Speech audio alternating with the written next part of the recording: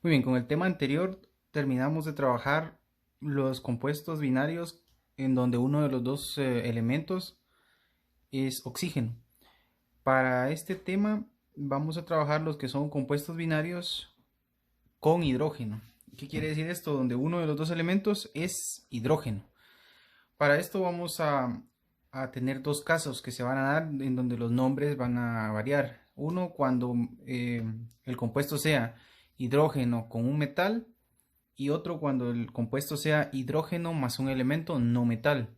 Entonces, para este caso, en el presente video vamos a ver el primer caso que son la mezcla de hidrógeno más un elemento metálico. A eso le vamos a llamar hidruro metálico. Cuando mezclamos o cuando hay un compuesto formado por hidrógeno y por metal. Para eso tengo los diferentes ejemplos y la forma de nombrarlos es exactamente igual a como trabajábamos con el oxígeno. Entonces es similar. Lo único que vamos a cambiar es el nombre del oxígeno. Cuando antes empezábamos con óxido, ahora vamos a empezar nombrando el hidrógeno y lo vamos a anotar como hidruro. Las reglas siguen siendo las mismas. Estos se nombran en los tres métodos, a excepción del tercer método que es el funcional. Es un poco más sencillo en este caso porque solo lo vamos a escribir cuando los elementos tengan uno o dos números de oxidaciones. Para todos los elementos que tengan 3, 4 o más, el último método no se escribe. Entonces vamos a ver algunos ejemplos. Para este caso, en el primer ejemplo tenemos la combinación o un compuesto formado por litio y por hidrógeno. La forma de escribir los compuestos que tienen hidrógeno es igual que en el oxígeno. Nombramos primero el elemento y luego el hidrógeno. Pero al escribirlos vamos a empezar con hidruro, el nombre del hidrógeno. Entonces, lo mismo, igual que anteriormente con el oxígeno, ahora vamos a nombrar primero el hidrógeno, solo que acá lo vamos a nombrar como hidruro. Y en el primer método, que era el método Stock, recordamos que se colocaba el nombre del elemento y entre paréntesis con números romanos el número que aparecía en el hidrógeno, recordemos están cambiados, corresponde a litio. En este caso aparece el 1, entonces hidruro de litio y entre paréntesis el número 1, que es el que tenemos acá, que sería el primer método. En el método estequiométrico recordamos que agregamos los prefijos mono, bi, tri, dependiendo los números que tengan. En este caso ambos tienen 1 si vemos la fórmula. Entonces el que utilizaríamos sería el mono. Monohidruro de monolitio. Ambos el prefijo mono porque tienen 1. Y en el tercer método, igual que en el anterior, si vemos el litio tiene un número de oxidación nada más. Entonces, vamos a empezar igual. Hidruro. Y vamos a agregar la terminación ico, al igual que cuando trabajamos el oxígeno. Si recordamos, para todos los que tenían un número de oxidación, simplemente era la terminación ico. Entonces, el nombre de litio con la terminación ico, hidruro lítico. Para todos los elementos que tengan un número de oxidación nada más, el caso del litio tiene el número 1 nada más, solo le vamos a agregar el sufijo o la terminación ico.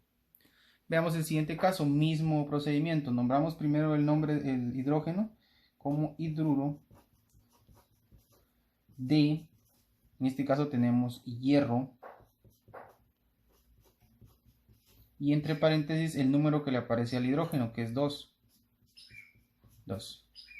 Para el método estequiométrico, el hidrógeno tiene el 2, entonces sería bihidruro de, el hierro tiene 1, entonces monohierro.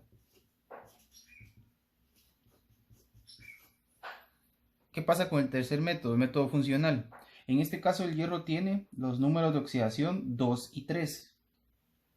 Recordemos que cuando tenían 2, para el número más pequeño agregábamos la terminación oso y para el número más grande la terminación ico.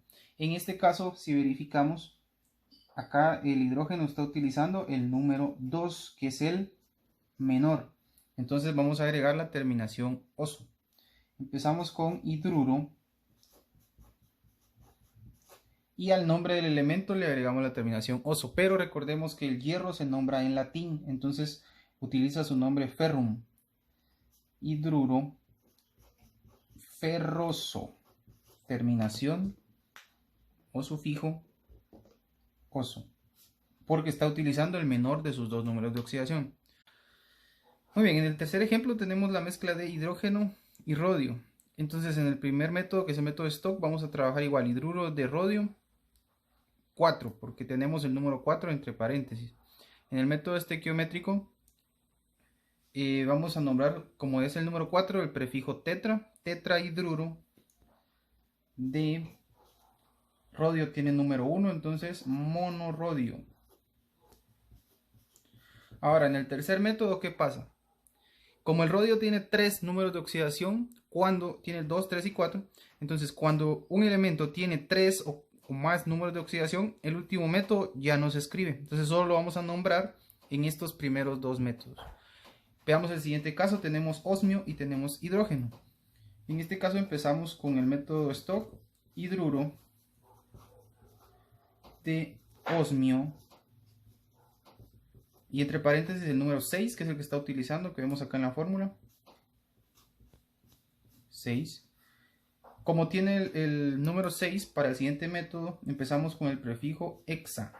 Hexahidruro de osmio número 1, monoosmio. Tercer método, lo mismo que en el caso anterior. Los números de oxidación del osmio son 2, 3, 4, 6 y 8. Tiene más de 2 números. Entonces, como tiene más de 2 números, el tercer método no lo nombramos. Entonces, si nos damos cuenta, la forma de escribir los nombres cuando se combina el hidrógeno con un metal, que es lo que estamos viendo, es similar o exactamente igual a lo que hemos trabajado con el oxígeno. Lo único que va a cambiar es dos situaciones. Número uno, que en lugar de óxido, ahora el hidrógeno lo nombramos como hidruro. Y lo segundo es que el tercer método, que es el método funcional, solo se va a escribir cuando los elementos tengan 1 o 2 números de oxidación. Para el caso de que tenga 3 y 4, simplemente lo vamos a dejar en los primeros dos métodos.